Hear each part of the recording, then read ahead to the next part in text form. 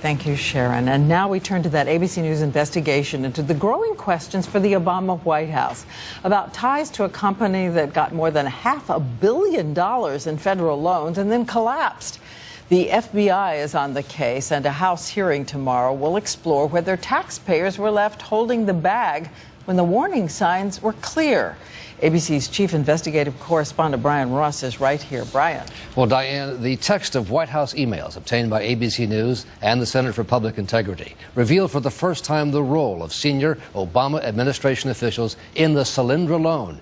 It was a loan shelved by the Bush administration, but put on a fast track just 6 days after President Obama took office. Hello, everybody. The president had nothing but praise last year for the Solyndra company and his $535 million government loan. It's here that companies like Solyndra are leading the way.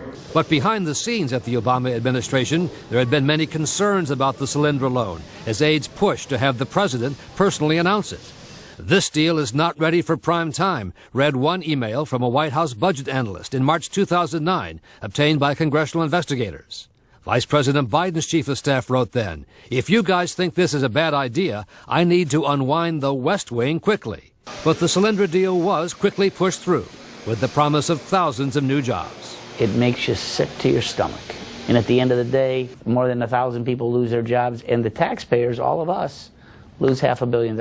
According to White House logs, one of some principal investors, George Kaiser, who was a big Obama fundraiser, visited the White House at least 4 times before the loan's final approval to see aides including Valerie Jarrett and Peter Rouse.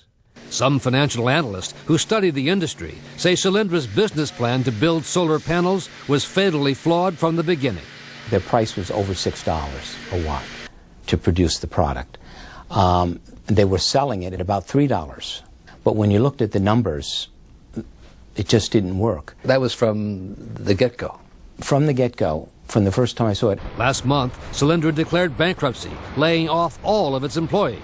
I haven't actually gotten the final information. It looks like the severance package is pretty much zero.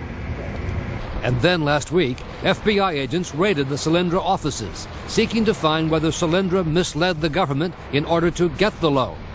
Agents also questioned the former Solyndra CEO, Chris Gronitt, who had so proudly given President Obama a tour of the plant last year. Administration officials tell ABC News there was no political influence involved in the process and that the meetings at the White House with the Solyndra investor were unconnected to the failed loan. As to the loss of $500 million in taxpayer money, an official says simply such startup loans by their nature can be risky. All right, Brian, our thanks to you. And from the